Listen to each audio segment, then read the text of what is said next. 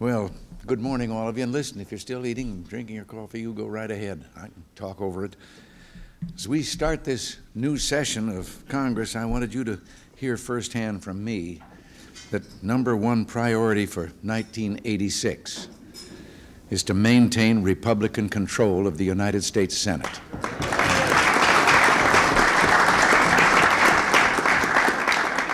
Now, we do have a lot of challenges on both the foreign and domestic fronts. Yesterday, your leader, Bob Dole, called for a renewed working partnership between us, yourselves and House Republicans, and I couldn't agree more. I believe that working together we can show the American people that this Republican leadership team continues to produce results.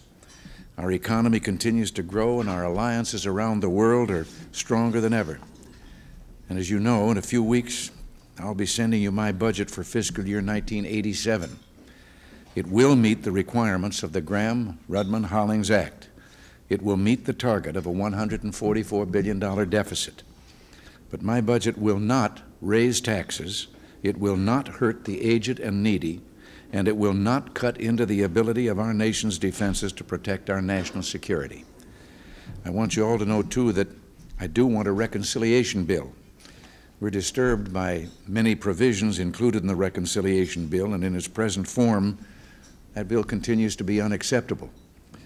Reconciliation should be a means to make savings, not to slip policy changes into law which couldn't survive the normal legislative process, and not to add funding when we have a $200 billion deficit.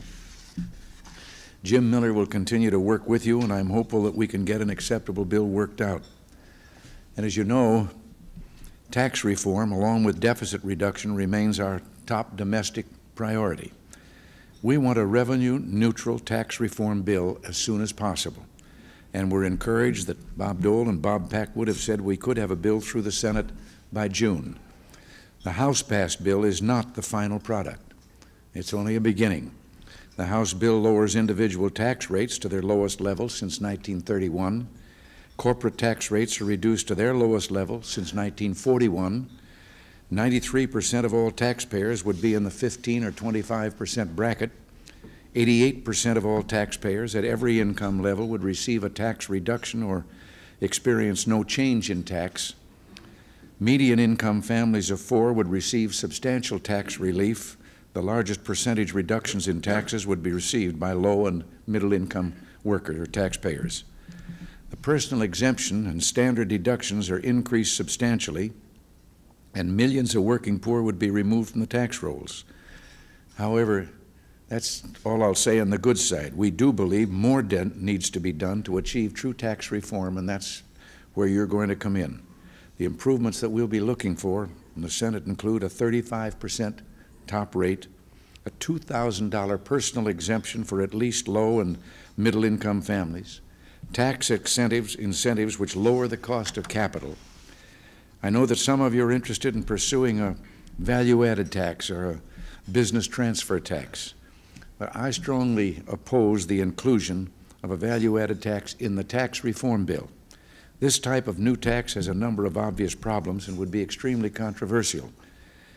It would open a Pandora's box of federal spending.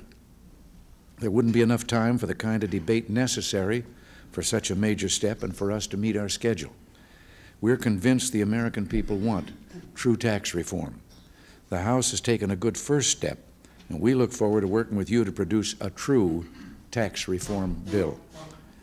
Turning to foreign policy matters, I'm going to say that this is a year of great opportunity. The arms control negotiators are back at the table in Geneva, and we continue to plan for Gorbachev's visit later this year.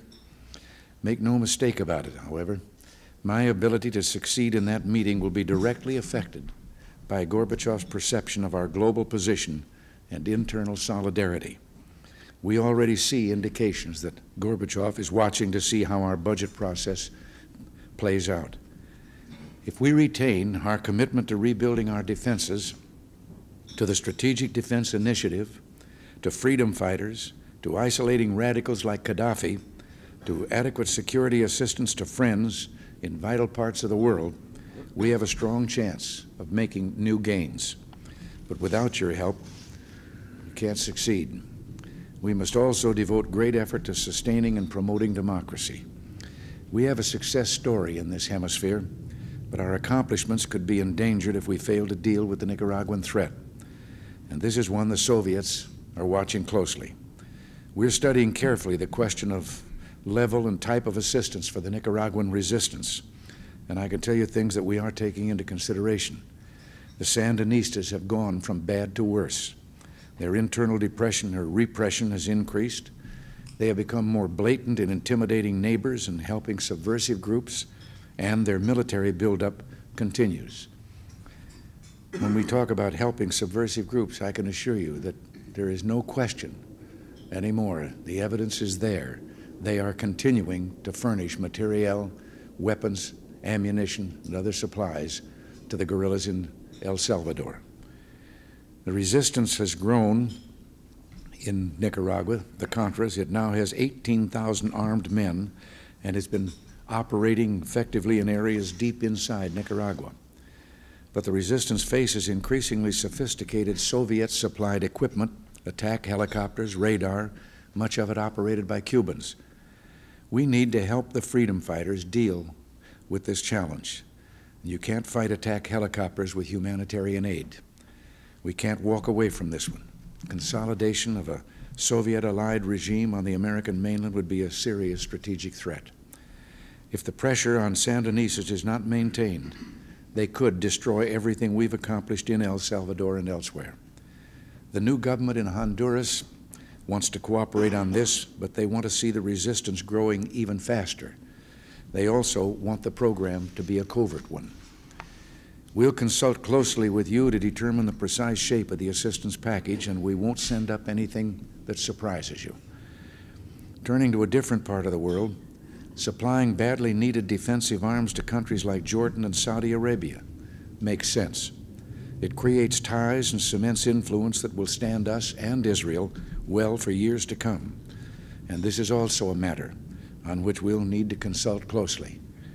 We recognize the difficulties of going forward in the absence of new progress on the ground, but we have to find a way to give some support to King Hussein and stay engaged with this important moderate country.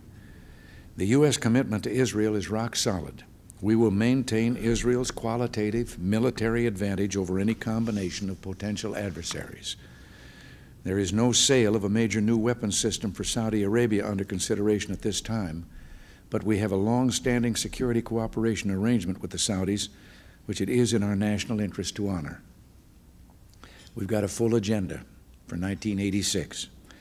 I know that Bob already has you hard at work on the Conrail legislation, and I urge your support for our efforts to get the government out of the railroad business. It never has been successful, all the way back to World War I. I've talked too long, and now I want to hear from you, but I want to say again, if we work together, we'll be successful in our legislative efforts and at the polls in November. So I think it's time now for a dialogue instead of a monologue, and Bob, let me call on you first. Fred, we're very honored to be here, and I think advised there are 47 or 48 Republicans here, which isn't bad for the first week of this session. It means they'll all be here tomorrow for the cloture vote, and I appreciate that very much. But I think our strength in 1986, and I think we are going to have a very good year, would be the fact that we're working together. And I see every sign of that. Obviously, we may have differences from time to time with each other, and maybe rarely with someone in the White House. But rarely. Doesn't happen too often. But in any event, I think the only real hope the Democrats have in 1986 is somehow to divide and break up and try to make it appear across the country in our own states that somehow we're not working with the President of the United States. We recognize, Mr. President, that you're our #1 asset. Whether or not we retain the Senate in 1986, as we gained the Senate in 1980, will depend upon our working relationship with the most popular president in memory. So we're here to do that, and we want to cooperate. I believe this is an auspicious start. Here we are back the second day, an opportunity to ask questions, And I'm going to turn it over now to my colleagues. I think the last time I counted, everyone was for tax reform. I haven't counted this year, but I think it's there. I mean, I think we can do these things. They're very difficult. They will take a lot of doing. Some of our colleagues have different views. But we want to thank you, Mr. President, the Vice President, the members of your staff for helping us, and we're going to do what we can to make certain the last 2 years of your second term, you're not punished with a Democratic Senate. All right. Yes, Bob. Mr. President, I want to make sure I understood what you said in terms of this tax reform, the value-added tax, and the business transfer tax. And I want to separate the tax reform bill from the budget next year. Because people are saying, you know, you've got to have a tax increase in the budget, and you say no. That is a different item than tax reform. You want that bill revenue neutral, and you do not want to use a business transfer tax or a value-added tax or some variant thereof to pick up revenue, which would then be used to offset some other capital formation devices. Those are a no-no in the tax reform bill. Is that correct? Well, that was, yes. Okay. All right. That's fine. Oh. All right, someone else? Don't tell me what? Yeah, Just Pete. to follow up on that question, there have been discussions about taxes like oil import fee and the like, and I understand as part of deficit reduction you were opposed to that last year. Do we understand you would not want that kind of tax in the tax reform package to offset and make the bill neutral? Well, since we had turned in the first one that we turned in didn't have to call for any new kinds of taxes, I just think that in the tax reform bill, we've got a cynical public out there that always believes that tax reform is hiding a tax increase of some kind. And I just would like to see us keep that totally apart and separate from any revenue needs. Thank you. Mr. President, I noticed you said you were opposed to a value-added tax as far as tax reform is concerned. Narrowing value-added tax to supporting a Superfund program, would you still be opposed to it there? Simply for the purposes of operating Superfund? Yes, I think we can do it without an added tax on there. I gave some figures to some of you the other day, yesterday, on taxes, and my belief, it isn't just, I know you think I'm just being stubborn, but I was getting my degree in economics back at a time when economists had some different philosophies about this, and one of the basic things in the early part of this century was that every time there was a business slump or hard times, so-called, they hadn't thought of the word recession then, the classic theory was that it was when government had stepped over a certain invisible line with regard to the percentage that they were taking from the private sector. And all the evidence since seems to show it. When Coolidge and Andrew Mellon between them had a big tax cut shortly after World War I in his term there, the immediate response was a business takeoff. When John Kennedy had his tax cut, the result was the same. But it was also true that government revenues didn't go down, and the figures that I gave yesterday to some of you are the fact that we in 1980, with our budget and our deficit, we then passed our tax reforms in 1981, but they didn't really go into effect because of the staggering of them till about 1983. And by then, revenues at the lower tax rates had increased 42%, the government's revenues. But the problem was, that's by 1985, the problem was that government spending had increased by 60%. And I've already had the information that I think to break that down so some of you won't putting the blame for that in the wrong place. Less than a third of that was due to the increase in defense spending. But that was the increase in spending as against the other. Now, to show that that 42% increase was really a legitimate increase, more than just time going on, the median income in the same period for our people only increased 27%. So I believe that flirting with more tax rates and tax increases is flirting with another recession and with setting back the recovery that we presently have. Somebody? President, I would like to be for tax reform, but if you rule out any changes in present structure other than shuffling around rates and other things, it's more called tax redecoration. What has happened with the bill that has passed the House, in which you seek to make us make some modifications, is it favors old capital, penalizes new capital, it's anti-trade, gives us no flexibility. If we have to raise rates at some other time, some other place, it will put in place a situation which will lay a gridlock on us that is worse than England. And I just, I beg you to let us work with the Treasury Department and other places to find out if there are not some reforms which really do what you said you wanted to do. And that is to simplify, to increase business opportunities and capital movement, and to increase equity. Because as I hear these strictures being laid down, it seems to me that all we're going to do is call for the best interior decorator in town and buy some new slip covers. And that isn't going to give us reform. No, I want real reform, but let me just point out something here.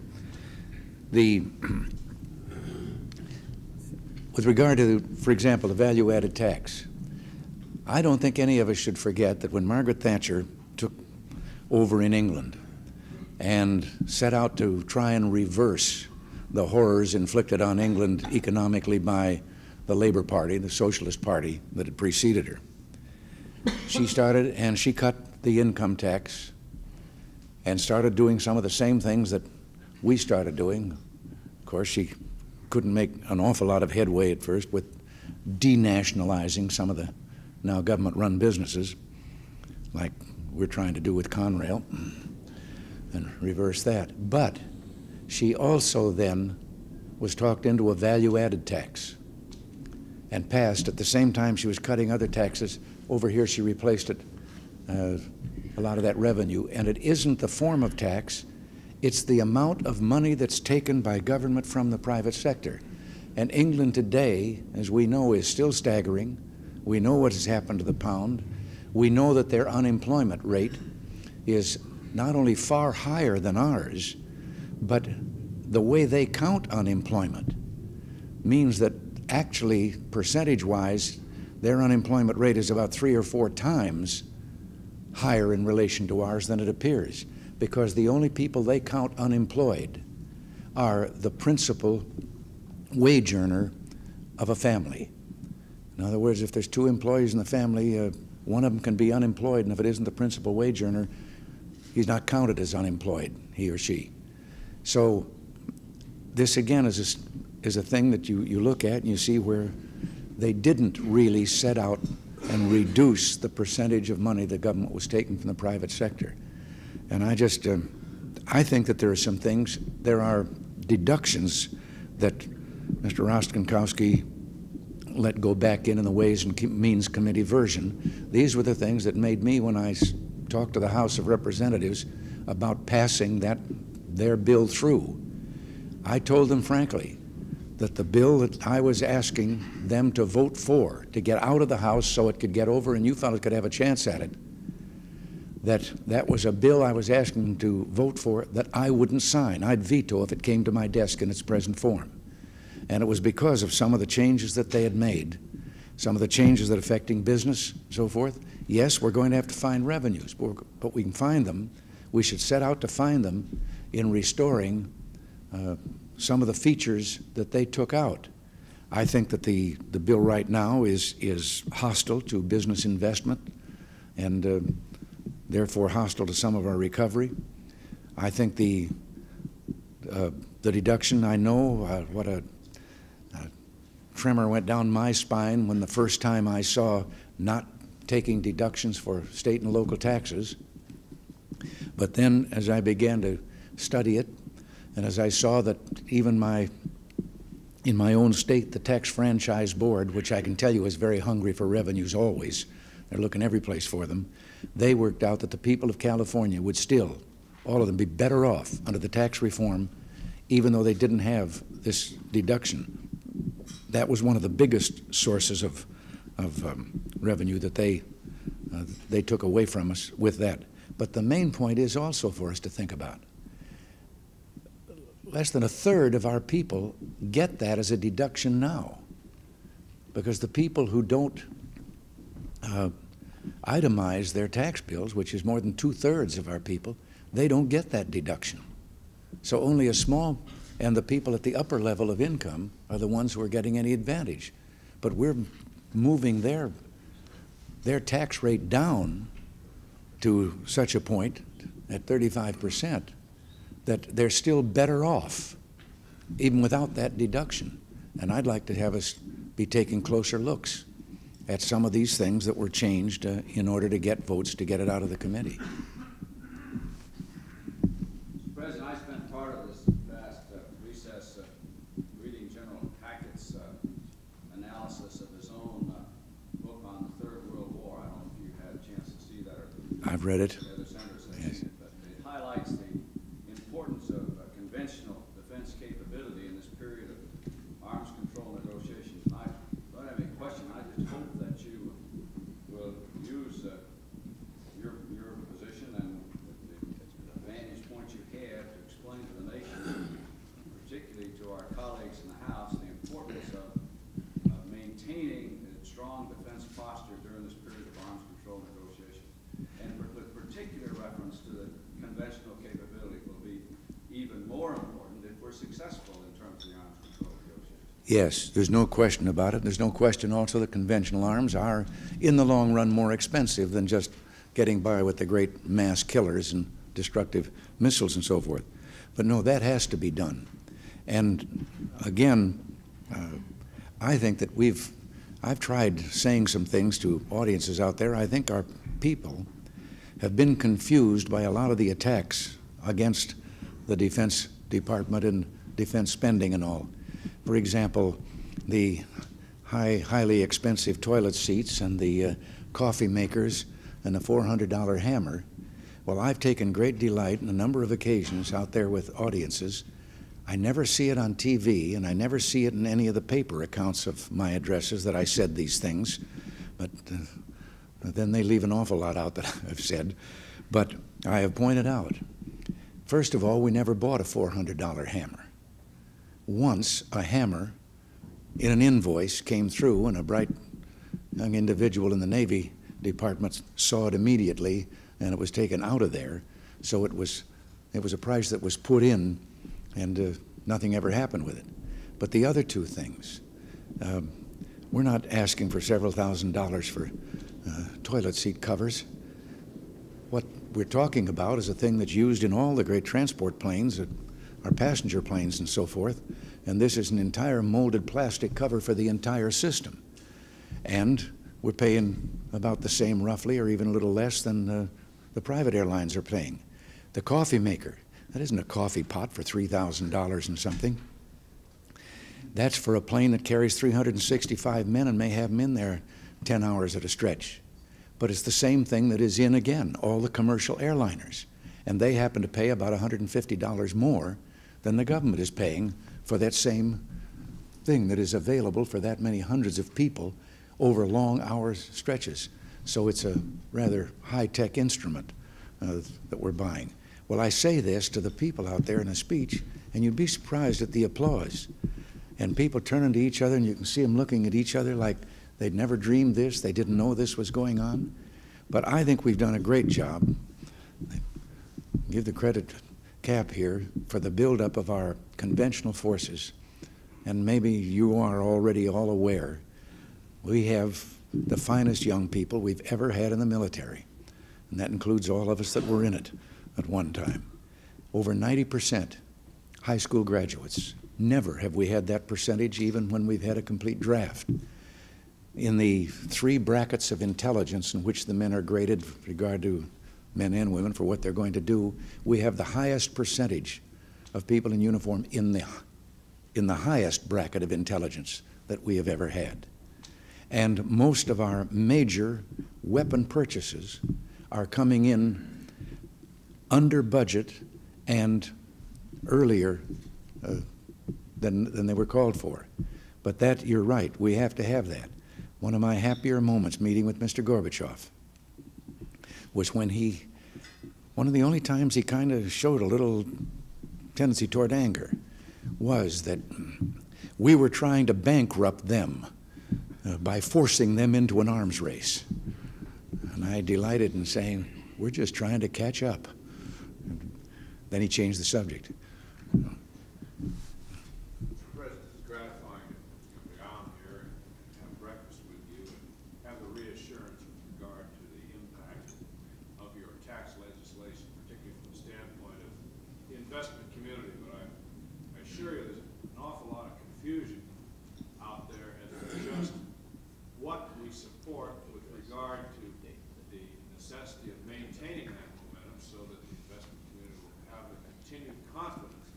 And there's figures being thrown around for the $140 billion impact, economic forecast gloom. I think it's very important that you qualify just what you really mean in the sense of ensuring that the investment community will have the confidence to make long-term investments, because that's what's needed in this country right now. Well, I think the pattern that we had first in the one that we sent up there, which protected what we had done in the 1981 tax reforms for business. Certainly we should not, we of all people, should not be responsible now for putting roadblocks in the way of the recovery or the ability of plants to modernize and expand and so forth. And this was one of the changes that I was violently opposed to when it came out of the Ways and Means Committee. So this is one of the things that I think we should change. President, I think the number one perception right now, probably reality, is about the deficit. It seems to me that, knowing that Congress can't do 2 things at once a lot of times, I think that's right. But it seems to me that if we try Can't do to one make thing at once. Yet. this deficit reduction package, the Graham-Rutherford proposal, work, is the number one thing we need to do. I think in order to keep the economic growth going in the United States, I think the perception of my state across the United States is that they want this $144 billion deficit to be fixed. In other words, the only time we've got to work on it is between now and September the 30th. And we're going to be gone quite a bit of the time. Seems to me that would be the number one priority. I'm not trying to take away from tax reform, because I would like to have probably a flat tax. That would be it. That's not going to happen. But it seems to me if the Congress just concentrates on that, and I'm certain that you'll be using your efforts to try to press us into just concentrating on that, and that's all right now. It seems to me we'd be better off for it. And I think the perception out there, at least in my state, that the economic prosperity we got in our country will keep on going if we do our job in reference to that deficit. And we've got a plan now in place, but we have to make it work. And now Yes. we'll do a trick down and make it work. This is a long overdue plan, and to me, the great value in the plan is that it's taken time. There's no way you're going to eliminate a deficit in 1 year. We've known that for a long time. But to have a plan, and then anyone that stands up and raises their head and tries to put a bump in that declining line of deficits is violating the entire 5-year plan. And if we stick with this, I've used some figures before, and forgive me if I've told them to you before. But if you go back, I know that all of us around this table must at many times have spoken out against deficit spending. And for them now to be turning around and blaming us for deficit spending, when for 50 years, with just a few years here and there, exceptions, we've had, and we were told that it was deliberate because we had to have a little deficit spending to create prosperity.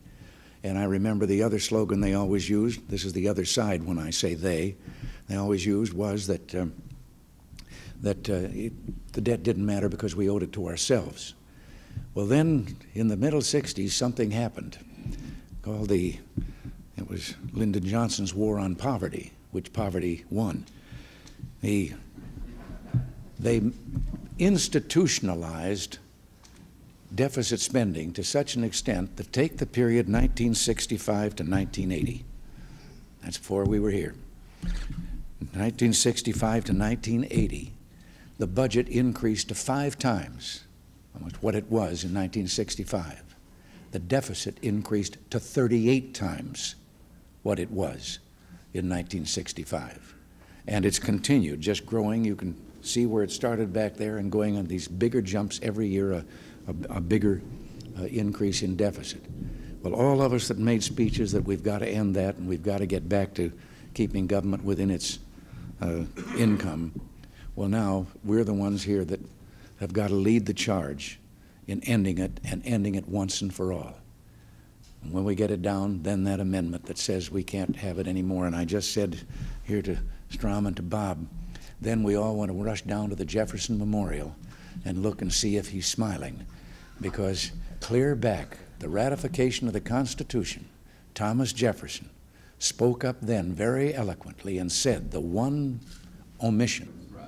That is to identify these 3 leaders of the Congress, what they are for and what we are for, because it seems to me we're on the threshold of trying to establish a bipartisan approach in the House and the Senate that might be sustained so that Honduras and Guatemala and the rest have a feeling that we're going to be in this for a while.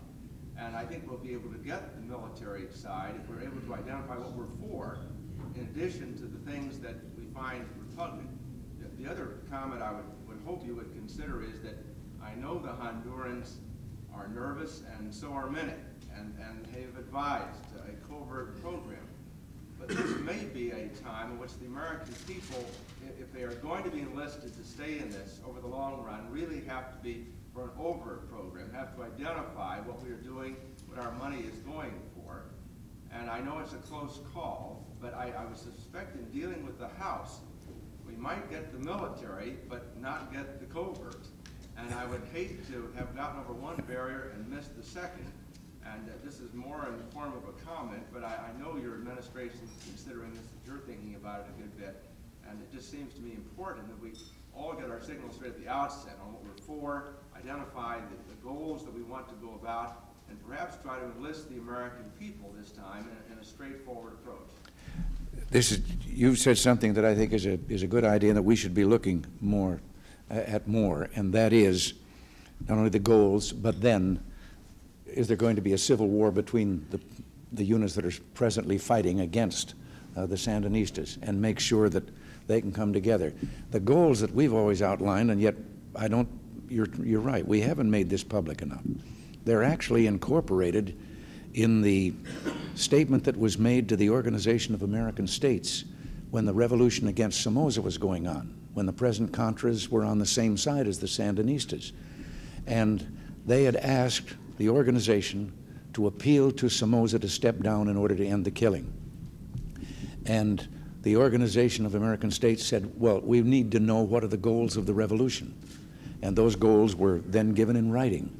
And they were all the things that we have here, freedom of speech and press and a pluralistic society and all of those things. But you're right, I don't think this has been emphasized enough. Those are still our goals and what we believe the goals of the Contras are. But I think we should be looking at something more of that kind, in addition to just the things we say against the Sandinistas. Mr. President, you hear about all the things that go wrong. We read about in the paper all the things that go wrong in the White House. I'd like to point out something went right. You know, we hear a lot of rumors, those of us who are at center, about things that are happening. And the tough thing is to get the different agencies of government to respond. Just before Christmas, one of my staffers heard and told me about a shelter in this town that's going to be shut down because of an over-eager person in a certain agency. I called down Reagan's shop. He was out with you.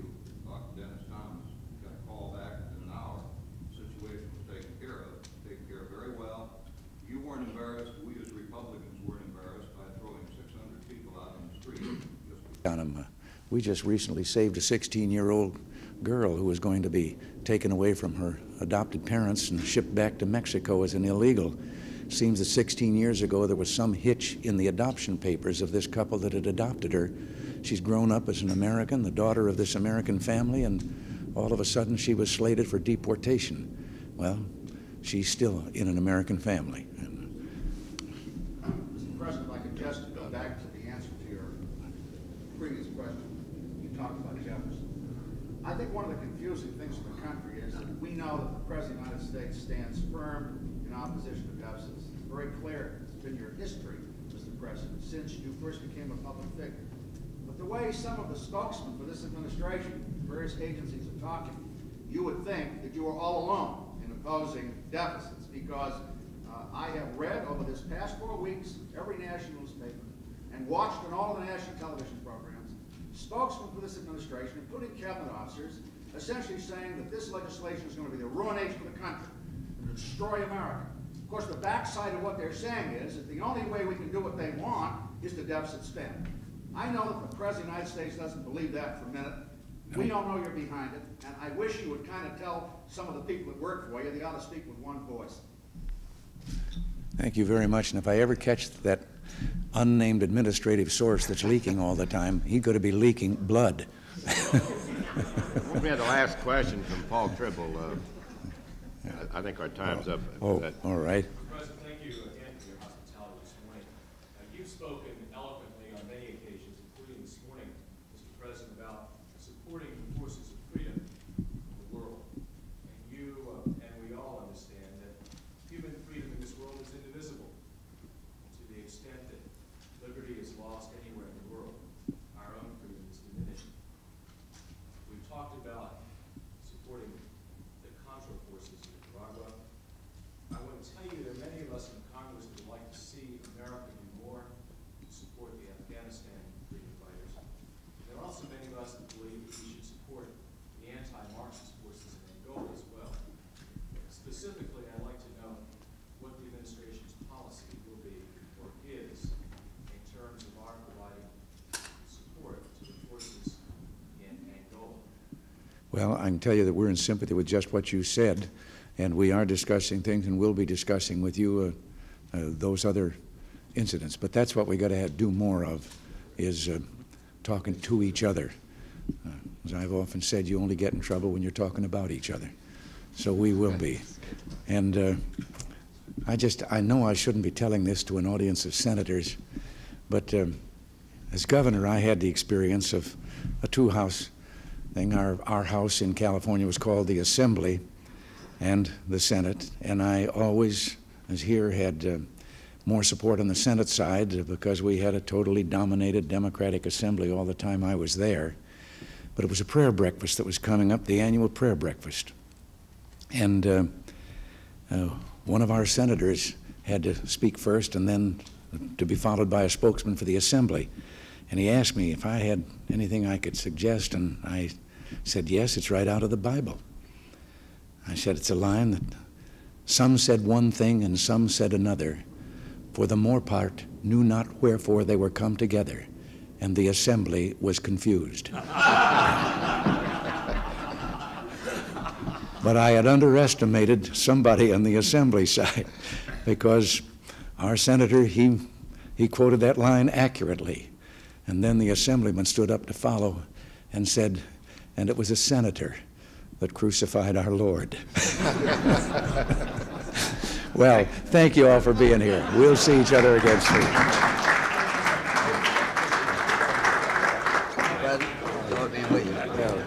Thank you very much. Good.